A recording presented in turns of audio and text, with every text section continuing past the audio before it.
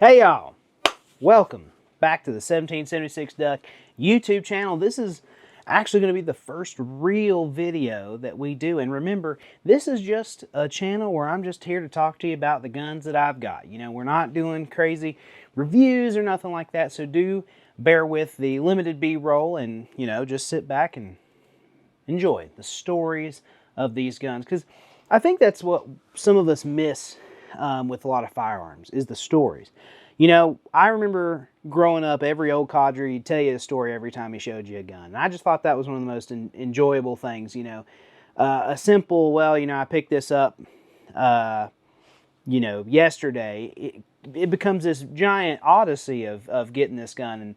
And one of the gentlemen who I grew up with, an older gentleman, he just had this way of telling you a story. And man, you could have summed it up with, I got this gun the other week, but it was just this odyssey of how he came to acquire it, and I just kind of want to follow in that footstep. So I thought the first video, the first real video, you know, of course we did the intro video, but the first real video we'd do would be on my first 1911, the gun that kind of started it all. So if you don't know me, you know, I work for Alchemy Custom Weaponry, which is a 1911 company, and I am just obsessed with 1911 pistols. I have many of them myself. I've had many of them. I pretty much only exclusively carry and use 1911 pistols and other John Browning handguns as well, but mostly 1911 pistols.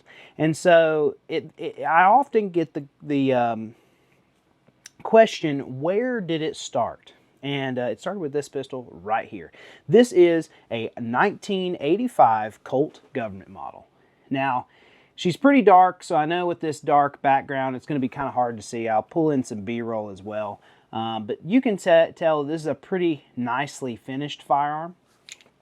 And that's kind of important to note. So this is, like I said, 1985 Colt Gov't model. It is a 5-inch gun, blued, carbon steel.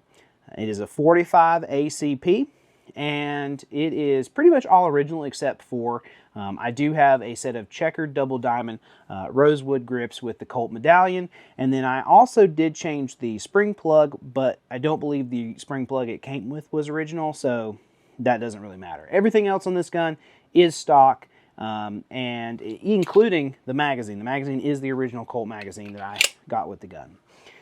The gun is polished flats blued. It has a matte rounds, which is very common for this era. It has a short trigger, arched mainspring housing, single-sided safety, and of course the spur hammer with a GI profile grip safety. So this gun actually has never bit me. The grip safety actually does protrude enough to prevent the hammer from biting you, but if you're familiar with Colts of the pre-war era, yeah, those are going to tear you up. So, for sights, this gun has, I mean, they aren't technically hump and bump original style sights, but they might as well be.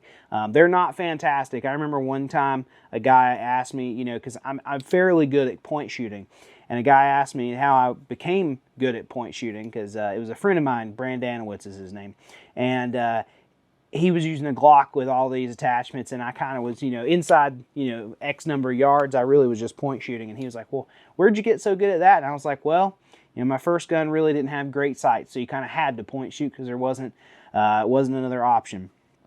So this is an interesting gun, the 1985 Colt Gov't model. So most people have some pretty jaded views about these particular era of guns. So this gun is an 80 series gun. The 80 series came out in, I believe, 1983. Yes, 1983.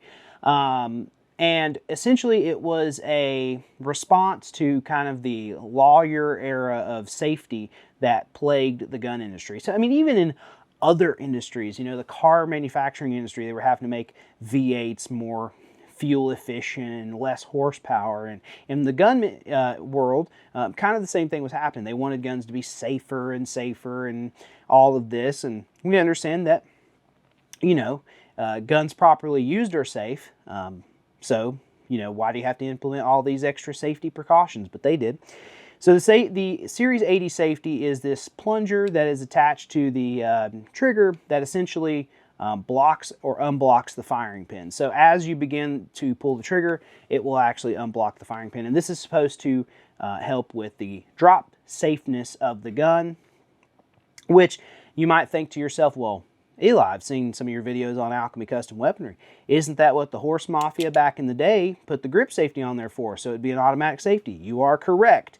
However, they did not account for a heavy inertia-driven firing pin. So even with the hammer back on some older pistols, not just 1911s or Colts, but older pistols that use an inertia-driven firing pin, the heavier firing pins, if they're dropped at certain angles, at certain heights, have the ability to set off just with the weight of the firing pin. So this was essentially a way to prevent that from happening. I'll be honest with you, the pros definitely don't outweigh the cons. The cons is it ruins the trigger pull. So 1911s are kind of known for having great trigger pulls, and this particular Series 80 actually doesn't have a terrible trigger. We're going to make sure it's empty. It is. It actually doesn't have a terrible trigger, but you can feel where the gun is engaging on that Series 80 system, and it kind of is distracting. But this gun actually has got a fairly nice 80 series trigger, so it's not really anything to note. Moving on, the 80s were a weird year, or weird decade for Colt. Colt had something happen in the 1986. It was a strike. And so essentially a lot of the union workers went on strike from the company, and they wouldn't return until, I believe, 1990 or 1991, somewhere in that era. So a lot of people, when they see an 80s era Colt, they assume it's a strike era Colt. And as much as I do love Colt, they're not fantastic. The guns that were built in that era, they weren't fabulous. But this gun does predate the strike by 1 year, which is pretty interesting. And so I'm very thankful again to have this gun. This gun also has, pretty interestingly, a collet bushing. So for those of you who don't know, a collet bushing is it's this bushing kind of made out of spring steel, and it has these fingers that essentially tighten the bushing to the barrel naturally under spring tension. Great concept, absolutely fantastic concept, because essentially it allows you to mass produce a fitted bushing. Really revolutionary, in fact, when you really consider how much work it is to fit a barrel, fit a bushing, all that stuff. The drawbacks, actually, I don't believe are in the design, but rather in the education of the end consumer. So what would happen would be people would get these spring steel collet bushings, and they would pull them off the front of the barrel when they were disassembling their gun. And I've done it once or twice, but once I found out about it, I stopped doing that. The way you should maintain your gun with a collet bushing is just allow the collet bushing to slide back towards the chamber of the barrel. It's not going to go anywhere, and just clean around it. The reason that this is a problem is because you will actually stretch that spring steel, and eventually it has the ability where it can break. Now, people will claim that theirs broke without, with them doing proper maintenance in that way. I find that hard to believe, because almost every 1911 connoisseur I know will actually take the bushing off the barrel. It's kind of, it just happens. So very few of them naturally will keep the collet bushing on the barrel itself. So if you do find that your gun, if you find a Colt of this era and your gun does have a collet bushing, just slide it back down the barrel, clean around it, and then you'll be able to retain some of the strength of that spring steel. I had no issues with this particular gun. The scary part of it is that it could potentially break off inside the gun while firing, and it is a pain in the rear if that happens. But this gun's never given me those issues, and its collet bushing is in very good shape. Luckily, I had a great mentor in that regard. But, I've always kind of been a Colt guy. You'll see a lot of Colts on this channel. At a very young age, when I was first getting into guns, my best friend's dad was a big Colt collector. And I remember every time we go over to his house, he would have his safe open, and there was his lines of 1911s, and he had a Python, which I had never seen a Python before in real life, and I just thought that was the coolest gun ever.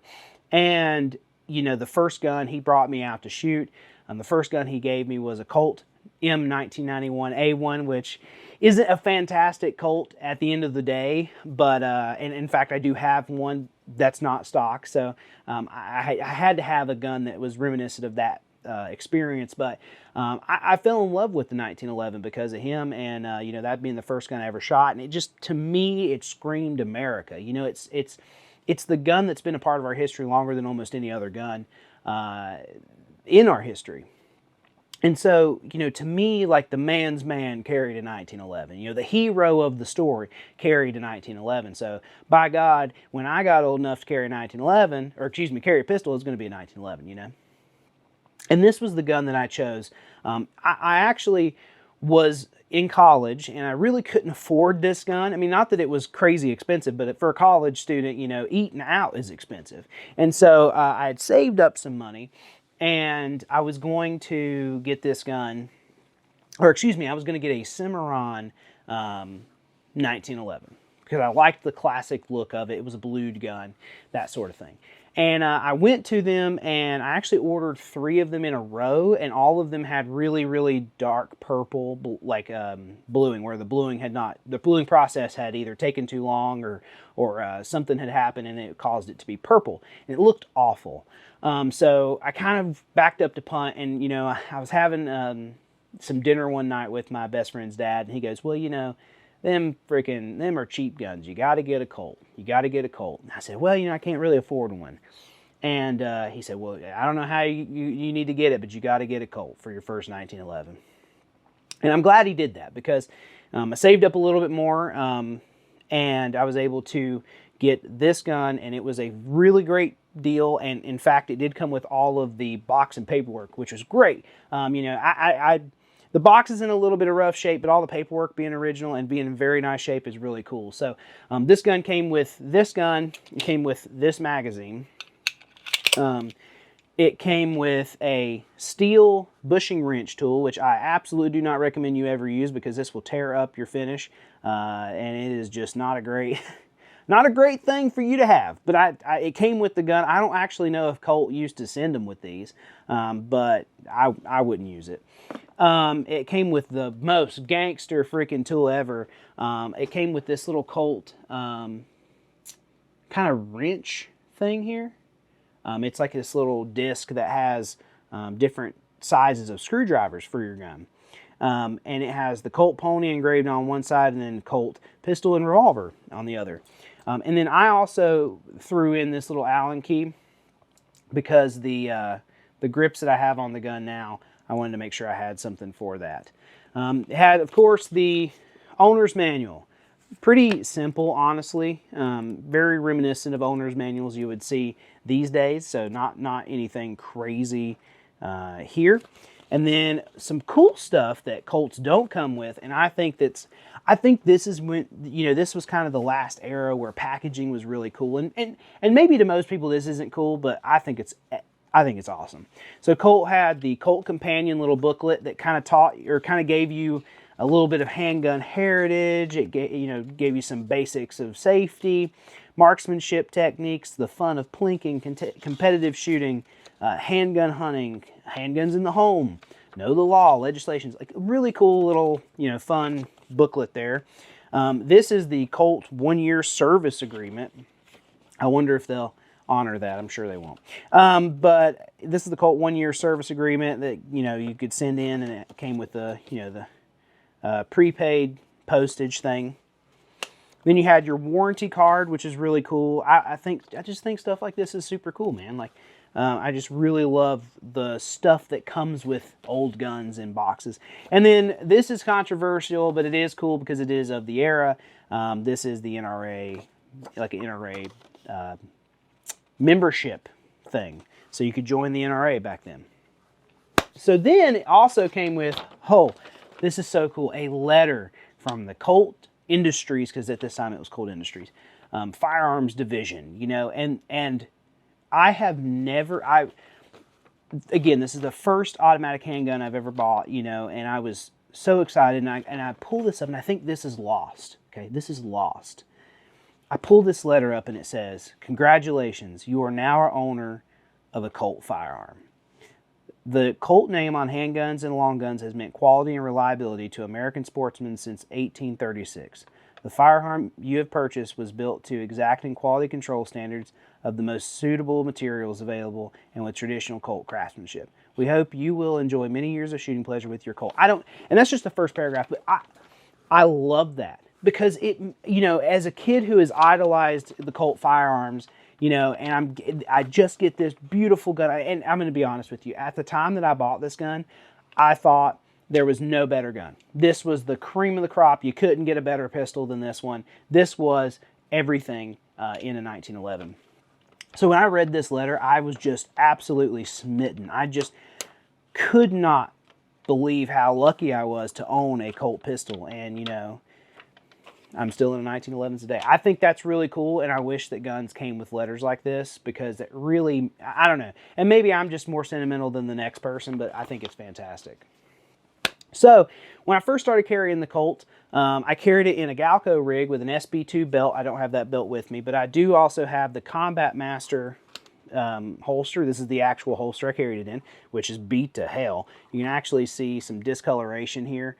I carried this for quite a while, and then of course the dual magazine carrier.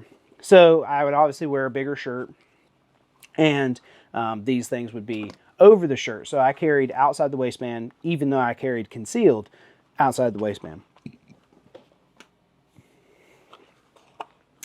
And then the other thing too, this gun, you know, was a part of it was the first carry gun I ever had, first automatic pistol I ever bought.